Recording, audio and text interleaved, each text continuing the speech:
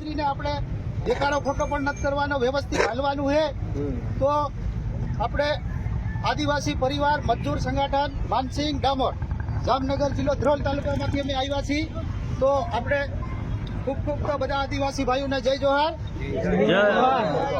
Police ડિપાર્ટમેન્ટને જય હિન્દ, જય ભારત. તો આપણે આદિવાસી ભાઈ આપણે ઘણી બધી વાતો સાંભળ્યો છે. તો આપણે બહુ કોઈ પણ ખેડૂત આપણે વિરોધ પણ કરવાનો નથી થતો કે આપણે 30%ની જ માંગ છે. ચોથા ભાગ વાળા ખાલી થોડા ટકા વધી જાય એટલે 30%ના લેવલમાં આપણે હાલવાનું છે. એટલે વિરોધ બહુ આપણે કરવાનો નથી કે આપે આપણને તો જ 30% લેવાના છે, નકર આપણે ક્યાં બાજી લેવાના છે कि आपने फोटो विरोध नहीं करवाना। गुजरात के अंदर अपन ने 30% की बात करी तो बहुत लोगों को पूरी गुजरात के अंदर पता चल गया कि भाई खेडूत लोग 30% की मांग कर रहे हैं। पता चल गया कि नहीं पता चल गया? अगर कोई ऐसा बोलेगा कि हमें भाग नहीं देना है तो अपने को भाग भी नहीं रखना है और 700 से 800 रुपए की दाढ़ी लेंगे और रास्ते में भी ओढ़ा बांध के रहने की ताकत है अपने में। कोई पहाड़ी विस्तार में ऐसी सुविधा कर रखी है क्या? किसी ने शौचालय बना रखा है क्या? आज भी बाहर बैठती है तो जीव जंतु की प्रॉब्लम होती है। तो आप लोग गुजरात में कहीं भी आप रहो, लेकिन आप लोगों को अपने बच्चों को पढ़ाना है, क्योंकि अपन 400 रुपए की दाढ़ की करते हैं, अपने बच्चों को नहीं पढ़ाते हैं और 200 रुपये अपन बिना वजह बिगाड़ देते हैं। तो अपने बच्चों को आप पढ़ाओ। मेरा मानना ये है, मेन मुद्दा अपने बच्चों को पढ़ाओ। अगर अपने बच्चे पढ़ गए तो अपन आने वाली पीढ़ी इस स्तर पे नहीं चलेगी।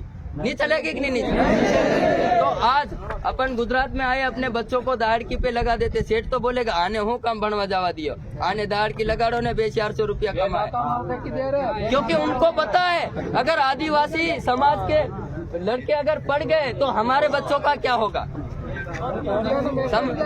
इसलिए आप गुजरात में कहीं भी रहो, अपने बच्चों को पढ़ाना है, भले 8 से 10 तक पढ़ाओ, क्योंकि अपने इन लोगों को पता है आदिवासी अनपढ़ है, इसलिए अपने साथ गुजरात में ऐसी हरकतें होती है, अत्याचार होता है। कोई ऐसी कहीं भी आप जाओ, पुलिस स्टेशन में अपने को न्याय नहीं मिलता कि नहीं मिलता।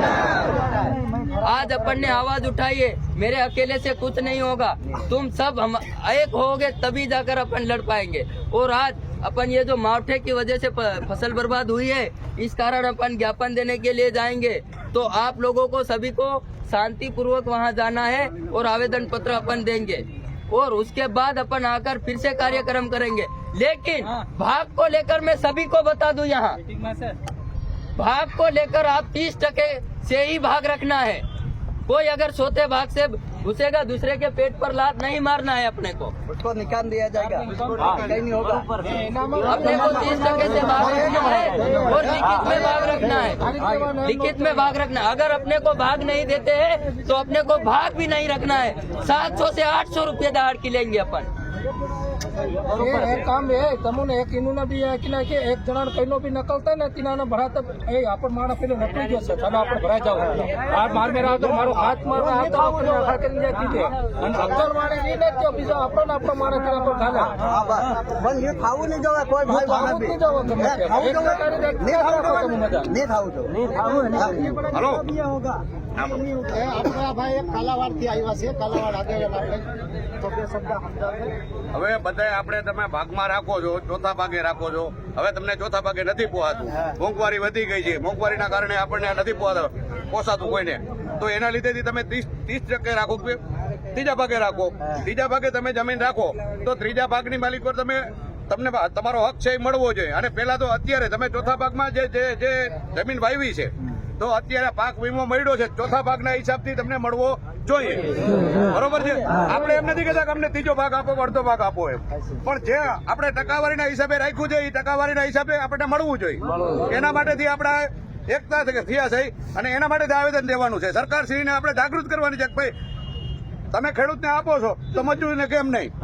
મજૂર છે મસલાભાઈ થોડાક બેહી જાય વાલાવાળાને, મજૂર હાથે જ પાક થાય છે। મજદૂર નથી તો કાંઈ ખેતી નથી, ખેતી છે મજદૂરના હિસાબે છે।